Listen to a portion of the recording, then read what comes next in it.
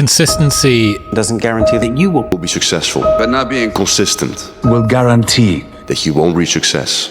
We are what we repeatedly do. Excellence then is not an act, but a habit. Success is something you attract. Success is not something you pursue. It is something you attract by becoming attractive.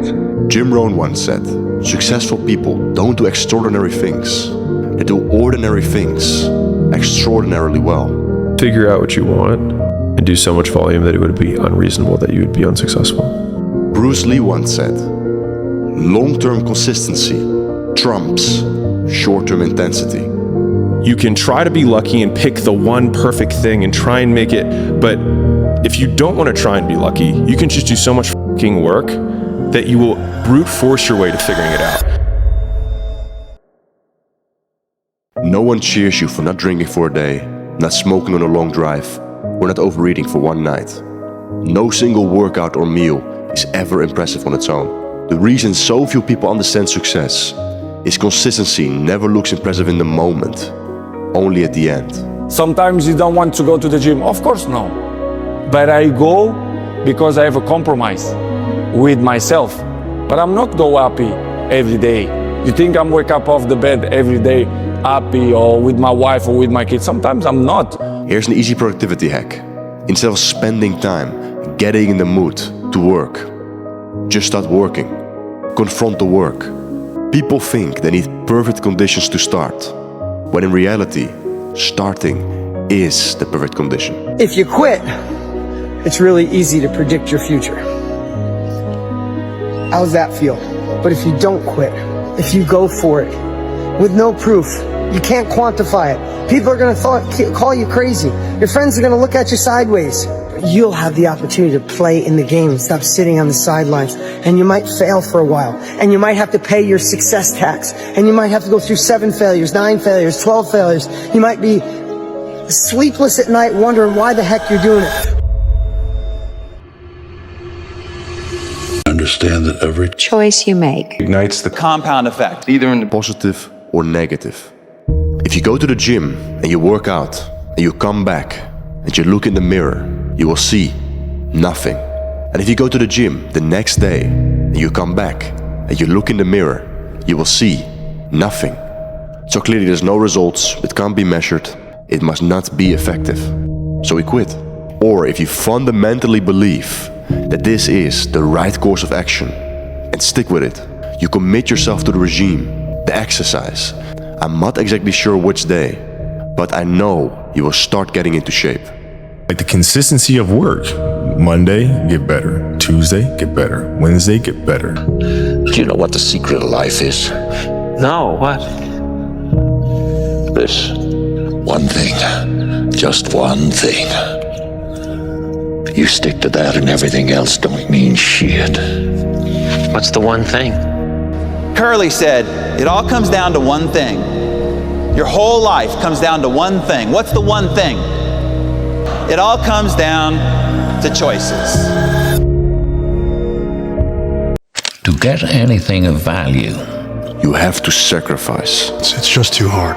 Do you know that the harder thing to do and the right thing to do are usually the same thing? Nothing that has meaning is easy. Easy doesn't enter into grown-up life. Right now, as you sit there in your chair, right now, your whole life is nothing but the accumulated compound effect of the choices you've made up to this moment. Just have patience. Even though you don't see the results in the moment, you have to know that the compound effect has been ignited. And every choice you make ignites it and fuels it. And it will stretch itself out over 10, 15, 20 years before it reveals its results to you. If you hit an oak tree 1,000 times in 1,000 different spots, what's gonna happen? Absolutely nothing. But if you hit an oak tree 1,000 times in the exact same spot, you know what's going to happen? You're gonna bring it down. You're going to do the impossible. Discipline is when you take the battery of willpower and you squirt that extra juice to make up the difference. Your motivation's only getting you so far. Sometimes usually it's far enough. Sometimes it's not. Lazy people don't know how to start. Weak people don't know how to finish. Successful people don't know how to stop. People demand success but refuse to work weekends. People want opportunity but won't talk to strangers. People claim ambition but sleep in every day. We are the results of our actions, not our aspirations. But what it takes is a discipline that no one can ever even, they don't understand it. They don't understand, but everybody has the ability to do it, but they just don't want to. They want to keep asking questions and keep going to seminars. And the greatness is right in you. And that's why, once again, I'll say this a million times here, I do not feel sorry for you. Remember this, delayed gratification in the extreme just results in no gratification. It's not about waiting for personal growth to be over. Life is not happening in the future. It's happening right here, right now. All I know is this. I want them to say that motherfucker never quit. He never quit. No matter the odds, no matter the circumstances, no matter the situation, no matter who was against him or who was with him, that motherfucker shows up. You're hanging around with the wrong people. That knowing feeling when you realize you've outgrown your social circle isn't loneliness. It is your ambition finally speaking louder than your need to belong. Most of your competition quits after the first sign of difficulty because they've never known what hard feels like. If it's hard for you, it's hard for everyone. And most people avoid hard things, which is why you can beat most people by just trying. Do 100 push-ups. If you don't train them, you can't do it.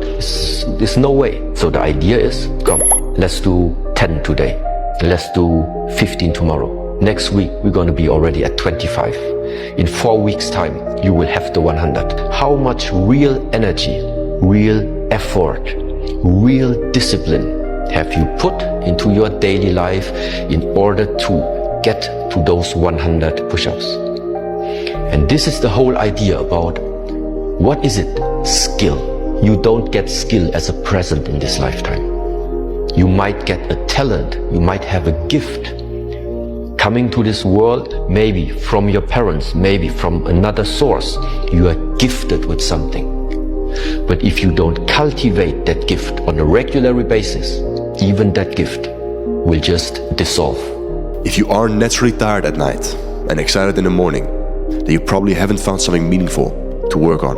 You are not stressed from doing too much. You are stressed from doing too little of what you care about.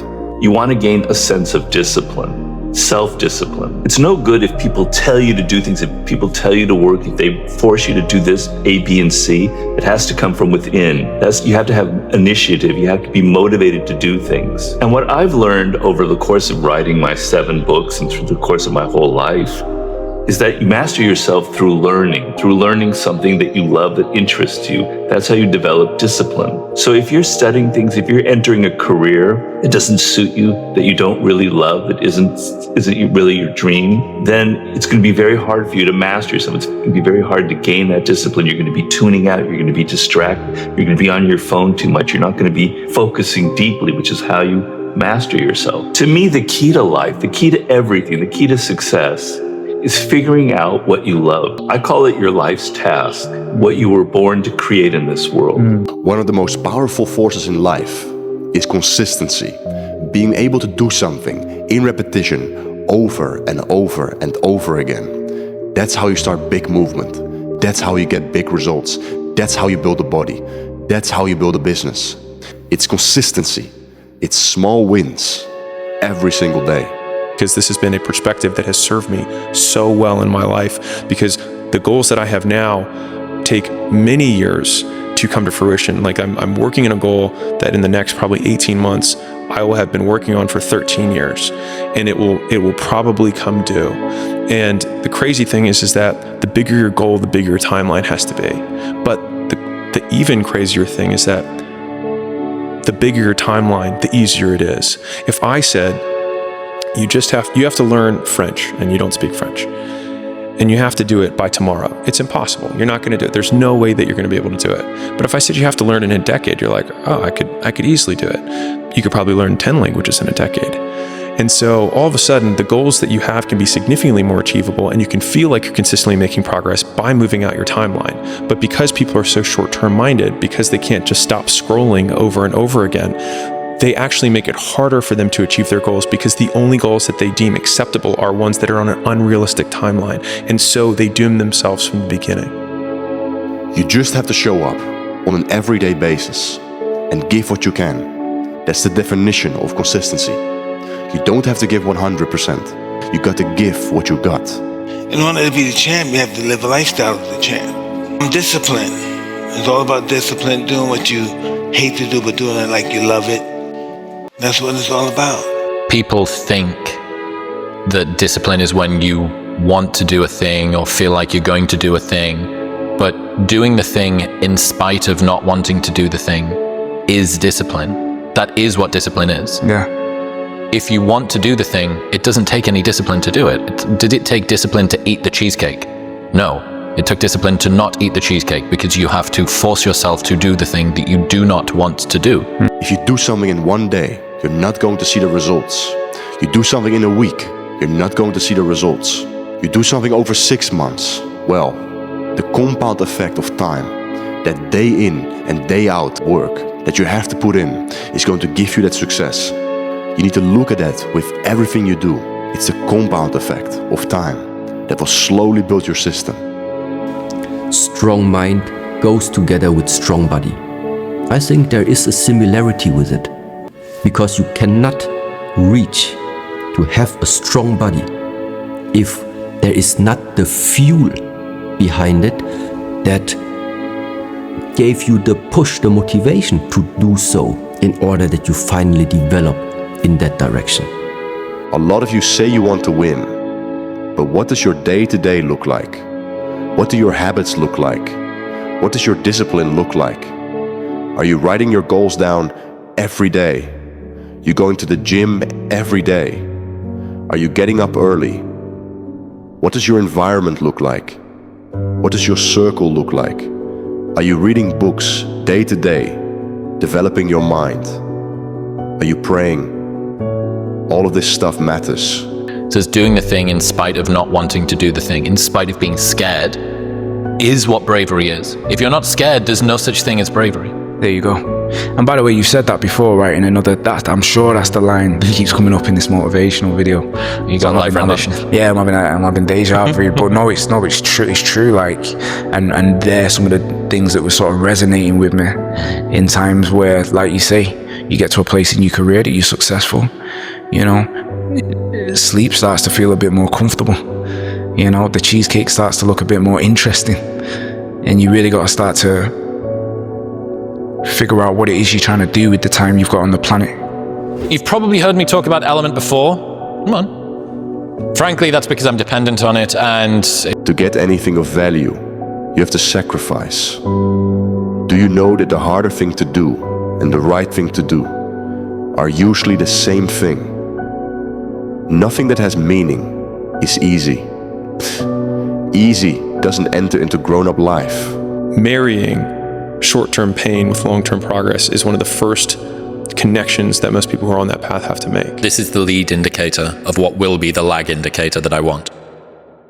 People get frustrated not achieving what they want because they assume that they're going to jump across a cavern in one leap.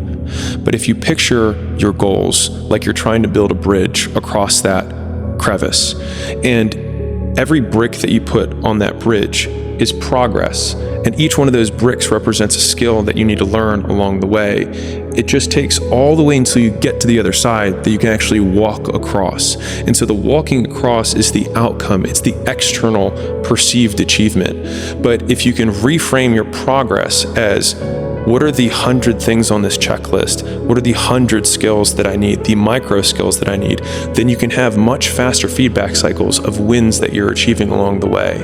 And I think if you can define it that way, then you can feel like you are winning, A, more often, but B, with higher intensity, because as you win, skills stack on top of each other. Whatever you do to be the best, you have to obsess over it to a point where most would say, you've lost your mind. Because the truth is, to be the best, you don't have to be special. You just have to do the things nobody is willing to sacrifice for it. He's a fighter, he's the UFC champion, so he has the idea to know when he gets in there, he's going to be nervous, but he's going to be relaxed, and it's going to be a fight. What I'm doing is building his confidence, you know, because confidence breeds success, and success breeds confidence. So I'm just trying to build his confidence up and let him know that he can do what I say he can do. It's all about the belief that he can do it. Belief is more powerful than anything, so I'm working on his belief system as well. You have to want it more than everyone else. Not just a little more. Not just enough to talk about or try when it's convenient, but with an obsession that borders on madness. When they're sleeping, you're working. When they're complaining, you're adapting. When they're celebrating small victories, you're already focused on the next mountain.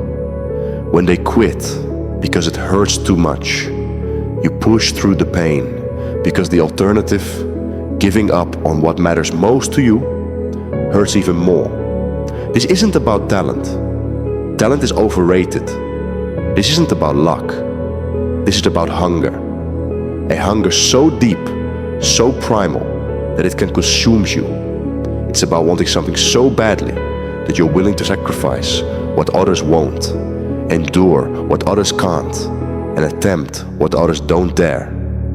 Of course there's a price. Relationships will strain. People won't understand. You'll miss moments you can never get back. But that's the test, isn't it? If those obstacles right before you are enough to stop you, if the sacrifice seems too great, then you didn't want it enough. Someone else wanted it more. Someone else was willing to bleed more, to risk more, to give more of themselves to the pursuit. Ask yourself, what are you willing to give up? What comfort can you sacrifice? What pain can you endure? I think people struggle a lot with the concept that something can be both painful and empowering. It's this hurts, therefore it's bad. When taking full accountability for your life with all of the deficiencies that you have may be the most painful thing that you do when you look at yourself in the mirror and say, this is my fault. But in saying, this is my fault, those are also the first two steps of progress, because it's my fault, not anyone else's, which means it's my responsibility and my action that can change that.